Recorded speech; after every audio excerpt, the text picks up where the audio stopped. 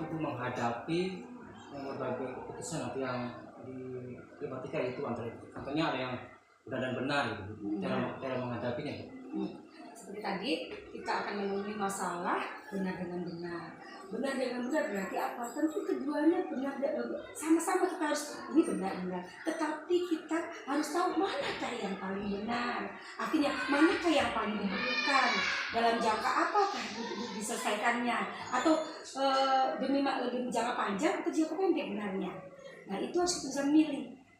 Jadi saya harus benar-benar menggunakan diskusi dengan teman-teman semuanya, dengan tim kerja saya untuk menentukan mana yang paling benar. Nah, jika itu memang yang paling benar tadi, salah satunya adalah yang paling harus kita utamakan, itu yang saya pilih. Oke, Bu. Dari apa yang Ibu langsung memutuskan atau Ibu memerlukan waktu untuk memutuskan? Kalau memang masalah itu dapat cepat waktu diputuskan, saya putuskan. Tetapi kalau memang itu tidak bisa diputuskan, berarti saya harus melakukan diskusi tadi dengan guru, atau memang tidak bisa juga, saya perlukan atasan saya. Gitu. Jadi semuanya harus diberikan masak-masak, jangan asal memutuskan. Bagaimana Ibu kalau tidak dapat mencapai apa yang Ibu lakukan? Ya tadi, jika saya waktu itu tidak bisa menemukan jawabannya, tentu saya memerlukan bantuan orang yang di atas saya agar cepat selesai, artinya cepat menemukan putusan itu.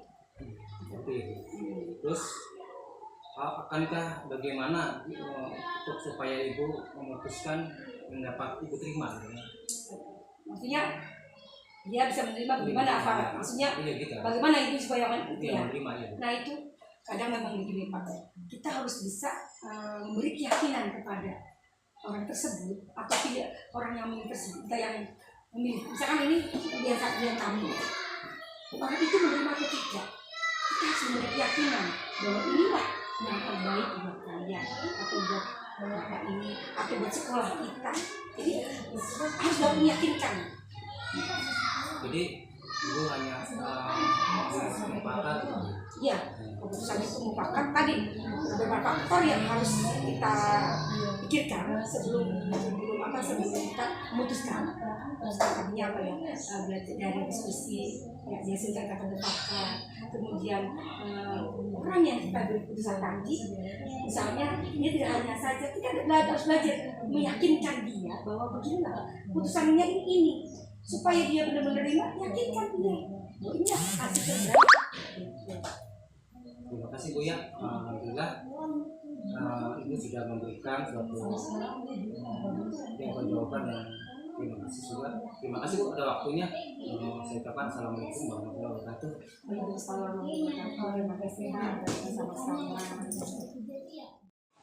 Assalamualaikum Pak.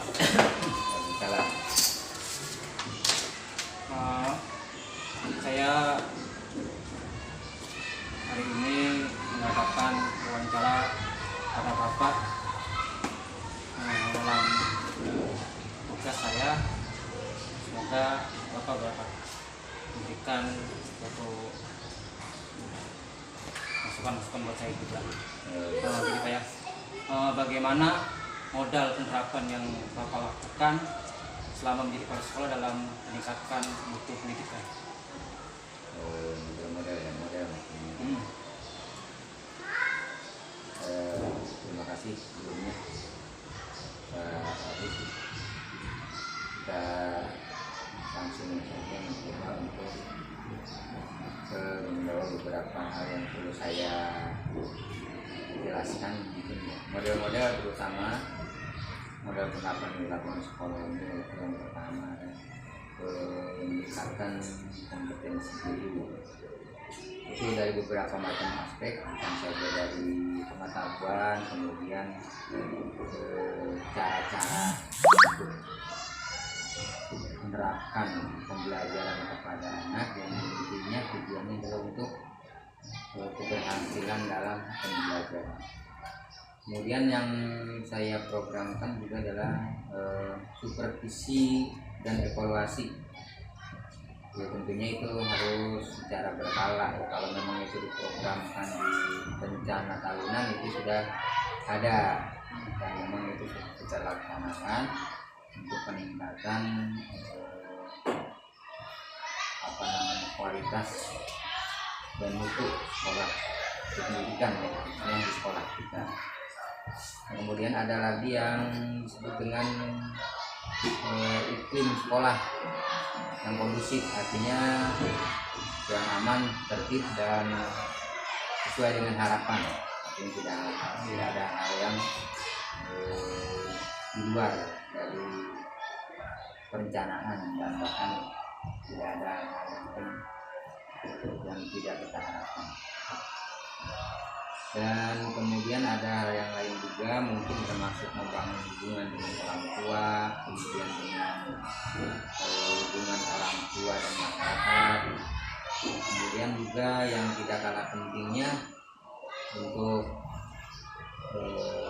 pelaksanaan keberhasilan itu tentunya harus ditunjang dengan sarana prasarana sekolah yang memadai tentunya. Itu juga diimbangi dengan ya anggaran yang kita programkan gitu. Apa usaha yang Bapak lakukan untuk menjadi sekolah yang bermutu, Pak? Ya tentunya melakukannya dengan adanya perencanaan. Ya perencanaan itu ada acuannya tentunya, ada beberapa standar biasanya yang kita rencanakan itu berdasarkan 8 standar pendidikan, meningkatkan profesional guru sekolah, kemudian juga melakukan kegiatan pembinaan khusus itu yang kita terusnya pembinaan khusus juga terhadap khusus lagi. Selanjutnya Pak ya, karakter apa saja yang Bapak terapkan dalam untuk anak didik agar menjadi sekolah yang bermutu? Ya beberapa karakter yaitu kita menerapkan tentunya hal-hal yang sifatnya membangun kedisiplinan, kemudian akhlak mulia, kemudian maksudnya juga penerapan simpati lah kepada masyarakat, ya masyarakat dan berakhlak mulia, ya gitu. Penerapan itu.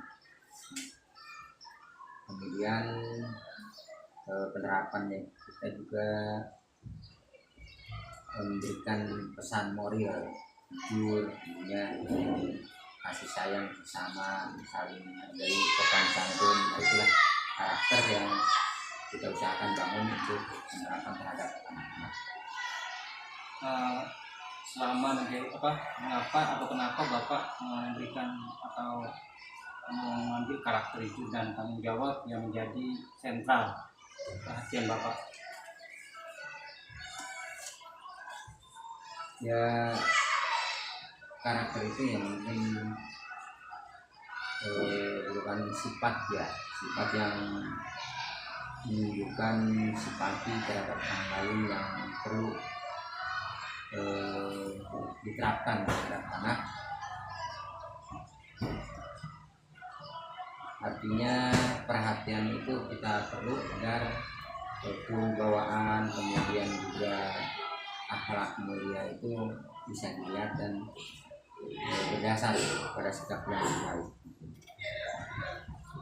Bagaimana Bapak membuat prosedur atau melaksanakan dalam penerapan dua karakter tersebut? Ya mungkin memberikan pesan moral jujur gitu, dalam berbuat kata kasih sayang itu sopan santun dan semua orang lain lah, maksudnya pada masyarakat, lingkungan dan lain sebagainya, di mana dia tumbuh dan berkembang.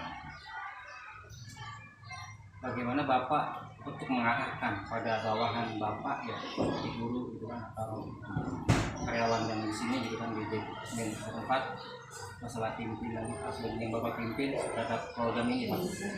Ya, tentunya kalau kita mempunyai program, kita juga akan mengadakan